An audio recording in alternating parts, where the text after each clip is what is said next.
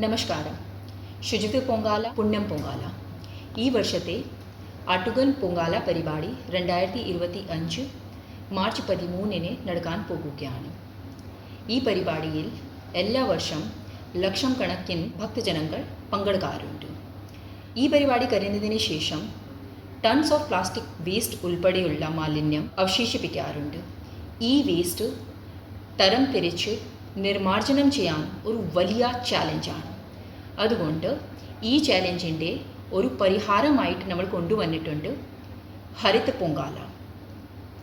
ഹരിത പൊങ്കാലയുടെ ഭാഗമായിട്ട് നമ്മുടെ ആട്ടുകാൽ പൊങ്കാല പരിപാടിയിൽ പങ്കെടുക്കുന്ന എല്ലാ ഭക്തജനങ്ങൾക്കടുത്ത് ഒരു അഭ്യർത്ഥനമുണ്ട്. പൊങ്കാല അർപ്പിക്കാൻ എത്തുന്ന ഭക്തജനങ്ങൾ single use plastic carry bag, plastic bottle ഇത് പൂർണ്ണമായിട്ട് ഒഴിവാക്കുക. നിങ്ങളുടെ അരി, ശർക്കര, കോക്കോനട്ടൊക്കെ വയ്ക്കുന്നതിന് തുണി സഞ്ചികൾ ക്യാരി ചെയ്യുക. പിന്നെ ഭക്ഷണം കഴിക്കാൻ വേണ്ടി, വെള്ളം കുടിക്കാൻ വേണ്ടി നിങ്ങളുടെ സ്റ്റീൽ ബോട്ടിൽ, സ്റ്റീൽ പ്ലേറ്റ് അത് ക്യാരി ചെയ്യുക.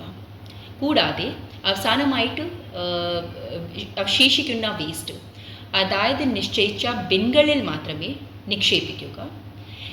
നമ്മുടെ ആട്ടുകൽ പൊങ്കാല പരിപാടിയിൽ പല സംഘടനകൾ ഭക്ഷണം ഒക്കെ വിതരണം ചെയ്യാറുണ്ട്. ഈ എല്ലാ സംഘടനകൾ അടുത്ത് അഭ്യർത്ഥനമുണ്ട്, പൂർണ്ണമായിട്ട് plastic carry bag, plastic plate പൂർണ്ണമായിട്ട് ഒഴിവാക്കുക. അതിന് പകരം സ്റ്റീൽ പ്ലേറ്റ്, സ്റ്റീൽ കുപ്പി ഇത് ഉപയോഗിക്കുക.